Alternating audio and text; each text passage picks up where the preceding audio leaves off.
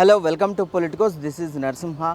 రాష్ట్రంలో ఓవైపు ఫిరాయింపుల విషయం హైకోర్టులో నడుస్తుంటే రిజర్వ్ తీర్పు కూడా వచ్చేటువంటి అవకాశాలు ఉన్న నేపథ్యంలో కేటీఆర్ కూడా బహిరంగంగా కొన్ని వ్యాఖ్యలు చేశారు. ఖచ్చితంగా అధికార పక్ష పార్టీ వైఖరిని ఎండగడతాము, ఖచ్చితంగా వారు చేసేటువంటి అంశాల మీద ప్రతిదీ కూడా మేము ఒక బుక్ని తయారు చేసాము, అవన్నీ కూడా మేము తప్పకుండా లెక్కలు తేల్చుదామని చెప్పేసి కూడా చెప్తున్న నేపథ్యంలో మనతో పాటు ఫిషరీస్ కార్పొరేషన్ చైర్మన్ మెట్టు సాయికుమార్ గారు ఉన్నారు. వారితో మాట్లాడి ప్రయత్నం చేద్దాం. అన్న నమస్తే. అన్న చెప్పండి పెద్దన్న. ఈరోజు ఫిరాయింపుల మీద తీర్పు వచ్చేటువంటి అవకాశం ఉన్న నేపథ్యంలో కేటీఆర్ మాట్లాడుతూ ఖచ్చితంగా అంతకంత తీర్చుకుంటామని చెప్పేసి కూడా కొన్ని వ్యాఖ్యలు చేశారు. ఏమంటారు దీనికి? కేటీఆర్ని ప్రజలు మర్చిపోయారు. మీరు మళ్ళీ ఎందుకు గుర్తు చేస్తున్నారు? మర్చిపోయారు ప్రజలు కేటీఆర్ని.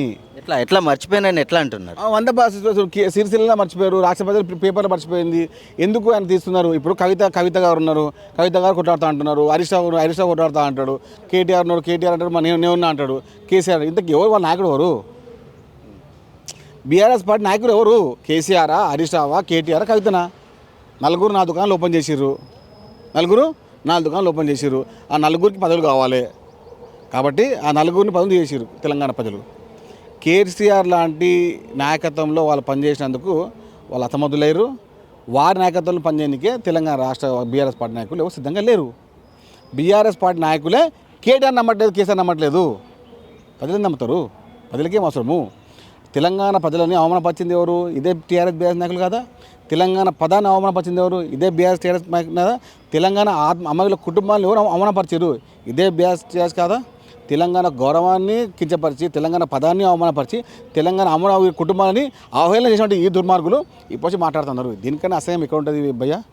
తెలంగాణ రాష్ట్రంలో ఈ దుర్మార్గులను తరిమికొట్టే విధంగా 2023 డిసెంబర్ 3వ తేదీన తెలంగాణ రాష్ట్ర ప్రజలు మన ప్రజాపాలన రాజ్యాంగాన్ని ప్రజాపాలన ప్రభుత్వాన్ని తీసుకొచ్చుకున్నారు.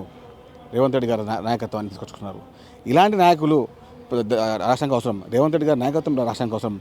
దుర్మార్గంగా తెలంగాణ ప్రజలు అవమానపరిచిన కల్వకుంట్ల కుటుంబాన్ని, కల్వకుంట్ల వారి యొక్క ఆస్తిపరులను కూడా ఎవ్వరు కూడా ఇక్కడ స్వాగతించరు. తెలంగాణ సొత్తు తెలంగాణ ముఖ్యమంత్రి రేవంత్ రెడ్డి గారు మాత్రమే. ఇప్పుడు కొత్తగా సమాజంలో ఒక అంశం చోటు చేస్తాయి. ఏదైనా ఇంతకుముందు ఏదైనా సమస్యలు వస్తే ఖచ్చితంగా బహిరంగంగా వచ్చి ప్రెస్ మీట్లు పెట్టి మాట్లాడారు, లేదా మీడియాకి సమాచారం. ఇప్పుడు కొత్తగా బుక్కుల సంస్కృతి వచ్చింది. ఏంటన్నా ఈ బుక్స్ రాసుకోవడం ఏంటి, రివెంజ్లు తీర్చుకోవడం ఏంటి అసలు ఇదంతా? ఇప్పుడు కేటీఆర్ గారి రెడ్ బుక్, కవిత గారి పింక్ బుక్, మన కేసీఆర్ గారి మ్యాన్షన్ హౌస్ బుక్ మనకి ఎందుకండి? మాకేం అవసరము? పింక్ బుక్లో వాళ్ళు ఏం రాస్తారు? ఆమె ఏం రాస్తుంది? మేము ఇన్ని 100 కోట్ల స్కామ్ చేసాం రాస్తారా? ఈ రెడ్ బుక్లో నేను హెచ్ఎండిఏలో మంత్రిగా ఉన్నాను, కొన్ని 100 కోట్ల భూమిని కొలవడం రాస్తారా? లేకపోతే నేను ఇన్ని వేల బుక్లో రాసుకున్నటువంటి ఈ మాజీ ముఖ్యమంత్రి కల్వకుంట్ల చంద్రశేఖరరావు గారు తెలంగాణ నేను ప్రజలు అవమానం చేసినాను, నేను మోసం చేసినాను, గద్దెనెక్కినాను, దళితులు ముఖ్యమంత్రి చేయలే, నాదే అని సొత్తము, నేనే మొత్తం వ్యవస్థ అనుకున్నటువంటి ఆవును రాసుకోండి, మాకేం అవసరము? ఇలాంటి చిల్లర మాట్లాడే కేటీఆర్ని కూడా సిరిసిల్ల ప్రజలే పట్టించుకోవట్లేదు. మాకేం అవసరం అండి? మాకేం అవసరం ఆయన గురించి? అహంకారానికి ఐడి కార్డులు, ఆధార్ కార్డులు వాళ్ళు. ప్రజాపాలనకి ఒక దర్శకత్వానికి దార్శనికానికి రేవంత్ రెడ్డి గారి మార్గము. రేవంత్ రెడ్డి గారి నాయకత్వంలో తెలంగాణ ప్రజాపాలన సుభిష్టంగా, శ్రీరామ రక్షగా అంతా బాగుంది. ఎవరేమైనా చిల్లరగాళ్ళు ఉంటే ఆ చిల్లరగార ముఖాలకు సమాధానానికి మేము సిద్ధంగా ఉన్నాము. వారి భాషలో, వారికి అర్థమయ్యే భాషలో, వారు వాడుతున్న భాషలో మేము సమాధానం ఇదికి మేము సిద్ధంగా ఉన్నాము. కేటీఆర్ కానీ వారి చెంచాలు కానీ ఎవరైనా కూడా వంకతింకరగా మాట్లాడితే ఈసారి సీకు కాల్చి మూతిమే పెడతాం. ఈసారి సీకు ఎర్ర కాల్చి మూతిమే పెడతాము, కాసుకోండి దెబ్బలు. సో కాంగ్రెస్ నాయకులు విదేశాలకు పారిపోయినా సరే వదిలే ప్రసక్తి లేదు, అక్కడి నుంచి తీసుకొచ్చి కూడా ఇవన్నీ మేమేంటో చూపిస్తామని చెప్పేసి కూడా చెప్తున్నారు. అంటే ఇప్పుడు మొన్న వాళ్ళ ఐజీ ప్రభాకర్ రావు పారిపోయింది కదా, అది మాట్లాడమని చెప్పు. ఐజీ ప్రభాకర్ రావు గారు ఎందుకు పారిపోయినరో మీరు చెప్పండి. కేటీఆర్ గారు కాంగ్రెస్ పార్టీ కార్యకర్తలు పారిపోయారు గారు, పరిగెత్తించే రకం కాంగ్రెస్ పార్టీ కార్యకర్తల తమ్ముడు, మర్చిపోక ఆ విషయాన్ని. ఐజీ ప్రభాకర్ రావు ఎందుకు పారిపోయిండో అది చెప్పండి.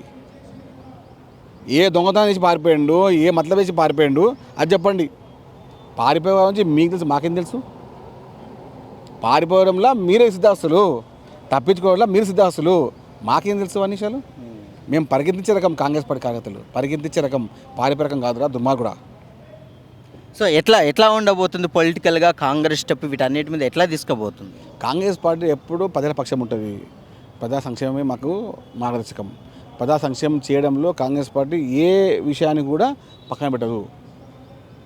ప్రజాపాలనలో రేవంత్ రెడ్డి గారి నాయకత్వంలో తెలంగాణ ప్రజలు దేశవ్యాప్తంగా అంతర్జాతీయ వ్యాప్తంగా తెలంగాణ రాష్ట్రాన్ని జాతీయ స్థాయిలో మొట్టమొదటి స్థానంలో ఉంచడానికనే ముఖ్యమంత్రి రేవంత్ రెడ్డి గారి తపన.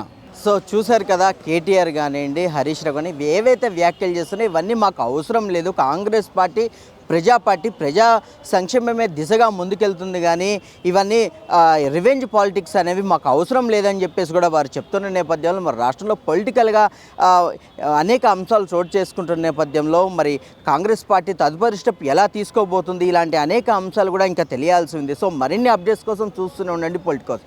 ఇది ఇప్పటి వరకు అప్డేట్. కెమెరామెన్ జయతో Narasimha reporting from Gandhi Bhavan, Hyderabad. Please subscribe to the channel and download the Politicos app from the links in the description.